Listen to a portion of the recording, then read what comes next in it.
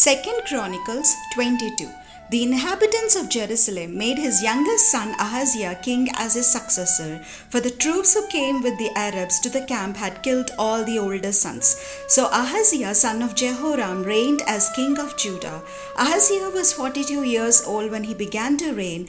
He reigned 1 year in Jerusalem. His mother's name was Athaliah, a granddaughter of Omri. He also walked in the ways of the house of Ahab, for his mother was his counselor in doing wickedly. He did what was evil in the sight of the Lord, as the house of Ahab had done, for after the death of his father, they were his counselors to his ruin.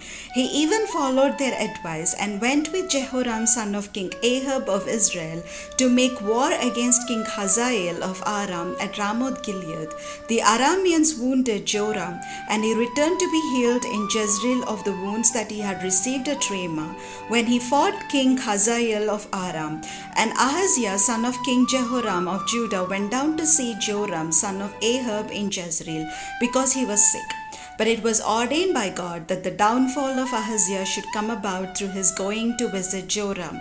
For when he came there, he went out with Jehoram to meet Jehu son of Nimshi, whom the Lord had anointed to destroy the house of Ahab. When Jehu was executing judgment on the house of Ahab, he met the officials of Judah and the sons of Ahaziah's brothers, who attended Ahaziah, and he killed them. He searched for Ahaziah, who was captured while hiding in Samaria, and was brought to Jehu and put to death. They buried him, for they said, "He is the grandson of Jehoshaphat, who sought the Lord with all his heart." And the house of Ahaziah had no one able to rule the kingdom. Now when Athaliah, Ahaziah's mother, saw that her son was dead, she set about to destroy all the royal family of the house of Judah. But Jehoshaphat, the king's daughter, took Joash, son of Ahaziah, and stole him away from among the king's children who were about to be killed. She put him and his nurse in a bedroom. Thus Jehoshaphat, daughter of King Jehoram and wife of the priest Jehoiada, because she was a sister of Ahaziah, hid him from Athaliah so that she did not kill him. He remained with them 6 years, hidden in the house of God, while Athaliah reigned over the land. 2 Chronicles 23. But in the 7th year, Jehoiada took courage and entered into a compact with the commanders of the hundreds, Azariah son of Jeroham, Ishmael son of Jehohanan, Azariah son of Obed, Maaseiah son of Adaiah, and Elishaphat son of Zikri.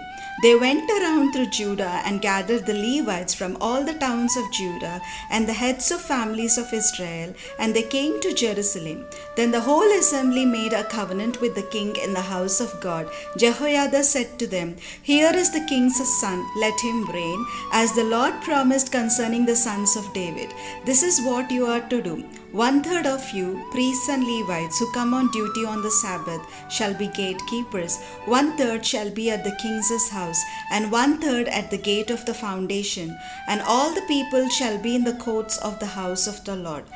Do not let anyone enter the house of the Lord except the priests and ministering Levites. They may enter, for they are holy, but all the other people shall observe the instructions of the Lord. The Levites shall surround the king, each with his weapons in his hand, and whoever enters the house shall be killed. Stay with the king in his comings and goings." The Levites and all Judah did according to all that the priest Jehoiada commanded. Each brought his men who were to come on duty on the Sabbath with those who were to go off duty on the Sabbath. For the priest Jehoiada did not dismiss the divisions. The priest Jehoiada delivered to the captains the spears and the large and small shields that had been King David's, which were in the house of God. And he set all the people as a guard for the king, everyone with a weapon in hand, from the south side of the house to the north side of the house, around the altar and the house. Then he brought out the king's son, put the crown on him, and gave him the covenant. They proclaimed him king, and Jehoiada and his sons anointed him, and they shouted, "Long live the king." When Athaliah heard the noise of the people running and praising the king, she went into the house of the Lord to the people, and when she looked, there was the king standing by his pillar at the entrance, and the captains and the trumpeters beside the king, and all the people of the land rejoicing and blowing trumpets, and the singers with the musical instruments in the celebration. Athaliah tore her clothes and cried, "Treason! Treason!"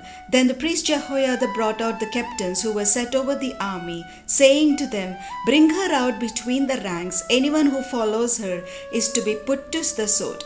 For the priest said, "Do not put her to death in the house of the Lord." So they laid hands on her. She went into the entrance of the horse gate of the king's house, and there they put her to death.